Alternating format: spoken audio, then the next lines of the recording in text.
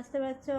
आज कक्षा 10वीं में भूगोल में पाठ 4 जलवायु के अंतर्गत हम भारत की जलवायु का अध्ययन करेंगे। उसके पूर्व आकृति 4.5 पर आधारित प्रश्नों के उत्तर हम समझने का प्रयत्न करेंगे। यहाँ पर 4 आलेख दिखाए गए हैं, उनके 4 शहरों के आलेख है। वे आलेख है औसतन तापमान और वर्षा के। तो इस पर आधारित कुछ प्रश्न हैं, उनको हम हल करते हैं। चेन्नई और शेष भारत के वर्षाकाल में आपको क्या अंतर दिखाई पड़ता है, क्यों? हम दिल्ली में देखते हैं जून जुलाई अगस्त सितंबर 4 महीने बारिश है। कलकत्ता में थोड़ी ज़्यादा दिखती है हमको बारिश। फिर उसके बाद हम फिर आते हैं मुंबई में, तो यहाँ पे भी जून जुलाई अगस्त सितंबर है। पर चेन्नई में हम देखते हैं मई महीने में जो बारिश शुरू हुई है तो वो दिसंबर महीने तक गई है। तो इस तरह से हम देखते हैं कि भारत के में सामान्यतः 4 महीने तक वर्षा होती है, पर चेन्नई शहर में जो हम देखते हैं कि यहाँ 7 से 8 महीने तक वर्षा होती है। ऐसा क्यों होता है? क्योंकि ये मानसूनी हवाएं जब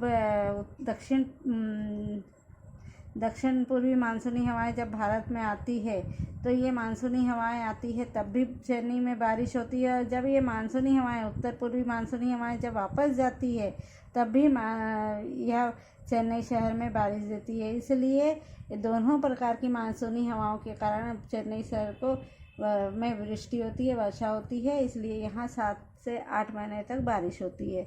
अब इसमें दूसरा प्रश्न है, दिल्ली एवं कलकत्ता के तापमान वक्र में क्या समानता दिखाई देती है? कि दिल्ली का तापमान वक्र देखेंगे और कोलकाता का तापमान वक्र दिखाई देंगे। तो दिल्ली में हम तापमान देखते हैं कि जो है 21 अंश सेल्सियस से ऊपर जाते जाते हम देखते हैं कि वह 41 अंश सेल्सियस तक ऊपर तक जाता है। हाँ, जनवरी में से मई की अब ये दोनों में देखते हैं हम कि अधिकतम और न्यूनतम तापमान वर्ग में जनवरी से जो कम रहता है तो बढ़ता है, तो मई महीने तक ये बढ़ता चला जाता है। और यहाँ पर भी हम जब उसको देखते हैं कलकत्ता शहर में, तो कलकत्ता शहर में भी हम देख रहे हैं जनवरी से बढ़ना शुरू हुआ है तो अप्रैल से महीने तक बढ़ता ही गया है।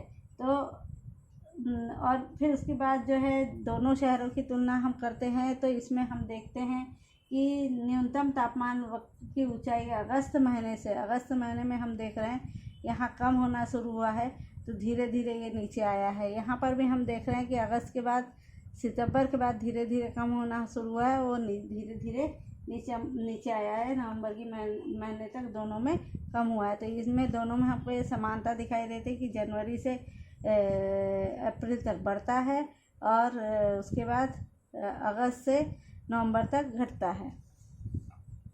चारों शहरों के औसतन न्यूनतम और अधिकतम तापमान शहरों की गणना कीजिए। तो हम सबसे पहले दिल्ली शहर के बारे में देखेंगे। चारों शहरों में औसतन और न्यूनतम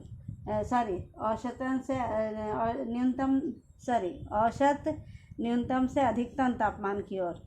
औसत न्यूनतम से हम जाएंगे कि दिल्ली शहर में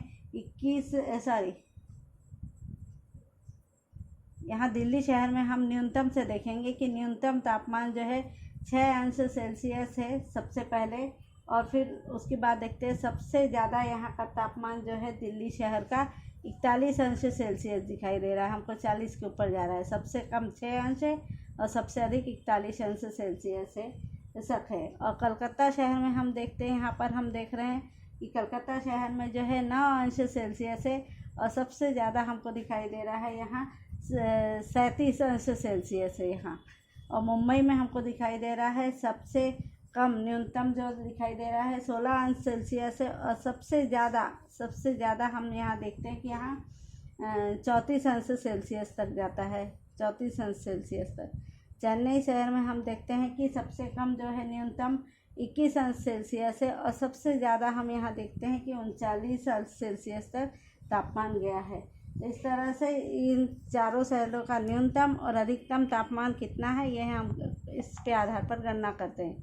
किस शहर की तापमान कक्षा कम है और उससे क्या निष्कर्ष निकलता है। इन चारों शहरों में हम तापमान कक्षा हम देखेंगे तो चेन्नई के बारे में देखेंगे कि तापमान कक्षा यहाँ की हमको कम ही दिखाई देती है।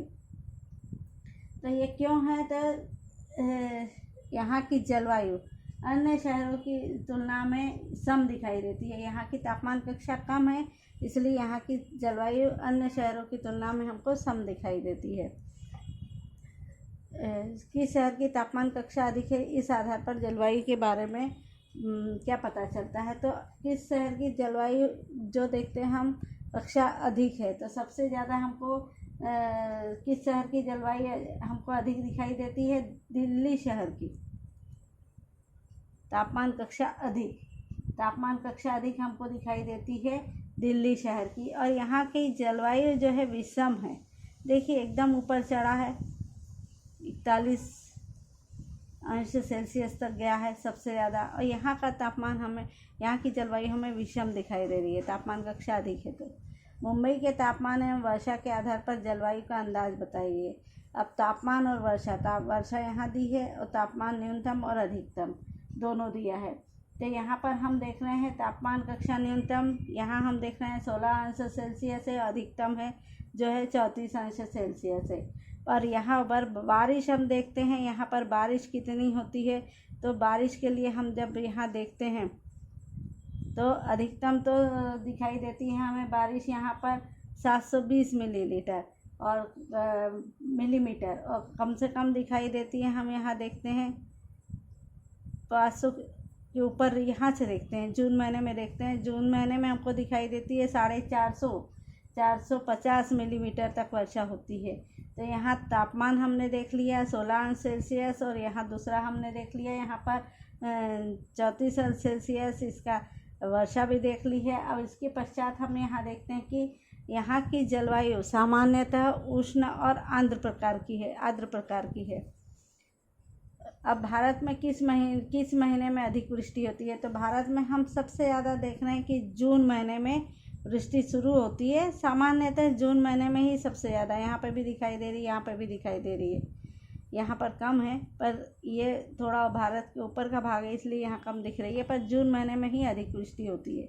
इन शहरों की जलवायु को सम और विषम जलवायु में विभाजित कीजिए। तो सम जलवायु वाले शहर 2 होते हैं, कौन से हैं, मुंबई और चेन्नई, और विषम जलवायु वाले दिल्ली और कलकत्ता। इस तरह से हमने इनको विभाजित कर लिया है।